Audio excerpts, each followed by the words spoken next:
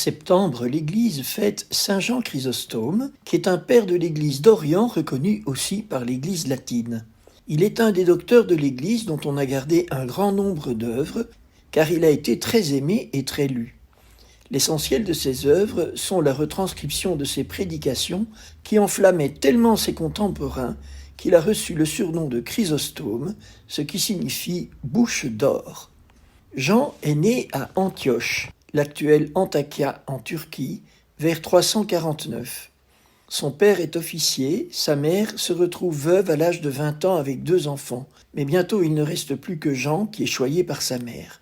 Il fait des études de rhétorique chez un célèbre rhéteur, puis à partir de 367, il devient le disciple de Diodore, futur évêque de Tarse, qui le forme à l'étude de l'écriture sainte. Jean est baptisé adulte dans la nuit pascale de 367, selon la coutume de l'époque. On veut l'ordonner prêtre, mais il s'enfuit en cachette. Il est très attiré par la vie monastique, et à la mort de sa mère en 372, il se retire dans le désert où il vit 4 ans auprès d'un ancien, puis 2 ans comme ermite dans la prière, le jeûne et l'étude de la parole de Dieu, qu'il apprend par cœur. Mais à ce régime, sa santé fragile ne tient pas le coup. Il tombe malade et est obligé de retourner à Antioche en 378, où il est ordonné diacre en 381, puis prêtre en 386. À partir de ce moment, il se consacre au ministère de la parole qui lui vaudra son nom de Chrysostome. Il est convaincu que par la parole, il est pleinement au service de Dieu et de son peuple. Il n'a pas peur de fustiger les erreurs, de condamner les vices. Il n'accepte aucune compromission. Il cherche et dit la vérité. Le peuple aime l'écouter, même s'il ne met pas toujours ses conseils en pratique. C'est d'ailleurs l'intransigeance de Jean qui lui vaudra plus tard de nombreuses inimitiés, l'exil et la mort. Voici comment il voit le rôle de la parole dans sa mission sacerdotale. Je vous lis un extrait de son œuvre sur le sacerdoce. La parole, voilà l'instrument du médecin des âmes. Elle remplace tout, régime, changement d'air, remède. C'est elle qui cautérise, c'est elle qui ampute. Quand elle manque, tout manque. C'est elle qui relève l'âme battue, dégonfle la colère, retranche l'inutile, comble les vides, et en fait, en un mot, tout ce qui importe à la santé spirituelle. Quand il s'agit de la conduite de la vie, l'exemple est le meilleur des entraînements.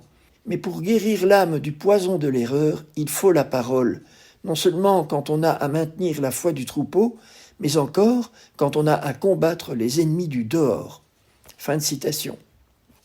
Vous comprenez donc que Jean conclut son discours en disant « Le prêtre doit tout faire pour acquérir le talent de la parole ». En février 387, il y a des émeutes à Antioche, suite à une augmentation des impôts jugée excessive. Les émeutiers vont jusqu'à briser les statues de l'empereur Théodose et des membres de sa famille. Ils risquent gros. C'est pourquoi l'évêque d'Antioche, Flavien, fait le déplacement à Constantinople pour implorer la clémence de l'empereur. De son côté, durant le carême, Jean fait une série de 19 homélies sur les statues. Heureusement pour la ville, l'empereur pardonne. Entre-temps, la notoriété de Jean Chrysostome grandit dans la région. En 397, l'évêque Nectaire de Constantinople meurt. Théophile, évêque d'Alexandrie, cherche à le remplacer par son candidat, le moine Isidore. Mais l'empereur, conseillé par l'eunuque Eutrope, choisit Jean Chrysostome, qui lui ne brigue absolument pas la place. Qu'à cela ne tienne, on l'enlève proprement et simplement.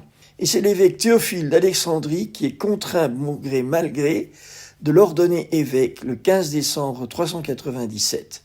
Mais il attend son heure pour se venger. Jean, à peine installé, s'attaque au désordre qu'il voit autour de lui sans faire exception des personnes. Il dénonce les problèmes dans toutes les classes de la société, y compris chez les prêtres et même à la cour impériale. Il n'essaye pas de s'attirer des sympathies par la diplomatie. Mais très vite, le peuple l'aime, l'admire et se presse pour l'écouter. Fidèle à lui-même, il parle sans compromission. On imagine bien que ce n'est pas du goût de tout le monde. Bien vite, la bienveillance de l'impératrice Eudoxie disparaît pour faire place à une véritable haine. En 401, arrive pour ses adversaires le moment de la revanche. Théophile d'Alexandrie a expulsé des moines qu'il accuse d'être origénistes, c'est-à-dire de propager la doctrine d'Origène. Ces moines viennent se réfugier à Constantinople et portent l'affaire devant la cour impériale. Théophile doit venir se justifier. Au lieu de cela, il contre-attaque et réunit un synode de 35 évêques qui lui sont favorables pour juger Jean Chrysostome. La condamnation tombe. Jean est condamné car il serait violent, injuste, voleur, sacrilège, origéniste et impie. Accusation grotesque. Mais Jean doit partir pour l'exil. À cette nouvelle, le peuple de Constantinople prend la défense de son évêque et une émeute éclate. Pour couronner le tout, un tremblement de terre secoue la région la nuit. Théophile d'Alexandrie doit s'enfuir et l'impératrice Eudoxie décide de rappeler Jean. Mais si Jean a gagné une bataille, il n'a pas gagné la guerre. Il continue avec son franc-parler, y compris contre l'impératrice. Il remet le feu aux poudres quand, dans son homélie, il critique les divertissements païens qui ont entouré l'inauguration d'une statue de l'impératrice. Il n'y va pas de main morte. Il la compare à Hérodiade. C'en est trop. Eudoxie veut en finir. Étant donné que la condamnation du synode des 35 évêques n'a pas été officiellement levée, l'empereur interdit à Jean d'exercer sa charge épiscopale. Jean refuse, et dans la nuit pascale de l'an 404, il rassemble 3000 catéchumènes pour le baptême. Poussé par les évêques hostiles, l'armée intervient et Jean est condamné à l'exil. Le pape Innocent Ier fait tout pour défendre Jean, mais sans effet. Jean est envoyé à Cucuse, en Petite-Arménie. Il y reste 3 ans et reçoit de nombreuses visites de ses anciens fidèles d'Antioche. Cela provoque à nouveau la jalousie des évêques syriens qui ont contribué à sa condamnation.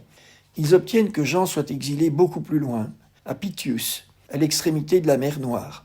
Il meurt en route à Comane le 14 septembre 407, suite à la marche forcée qui lui est imposée. Saint Jean Chrysostome, homme d'ascèse et de prière, a mis toute sa vie au service de son peuple comme pasteur et prédicateur. Il est à l'origine de la liturgie qui porte son nom et qui est célébrée dans toute l'orthodoxie et dans les églises orientales catholiques. Son enseignement se situe dans le droit fil de la tradition dogmatique de l'Église. Il n'a pas cherché à enseigner ses opinions personnelles, mais à transmettre le dépôt de la foi dans toute son intégrité. Il a voulu être fidèle à l'Évangile et il a souffert la persécution pour cela. Il a été persécuté par ses pairs et par le pouvoir politique. Il a été un grand défenseur des pauvres. C'est lui qui a inventé l'expression « le sacrement du frère » pour expliciter le fait qu'on rencontre Jésus lui-même dans le pauvre. Je cite « Si vous ne parvenez pas à trouver le Christ dans ce mendiant qui est à la porte de l'Église, alors vous ne le trouverez pas non plus dans le calice. » Ou encore « La charité est le diadème du chrétien. C'est là le royal manteau qui nous fait reconnaître pour les vrais disciples de Jésus-Christ. » Nous pouvons prier Saint Jean Chrysostome pour recevoir l'amour des pauvres, mais aussi pour avoir toujours le courage de suivre notre conscience et d'annoncer la vérité de l'Évangile, quoi que cela en coûte.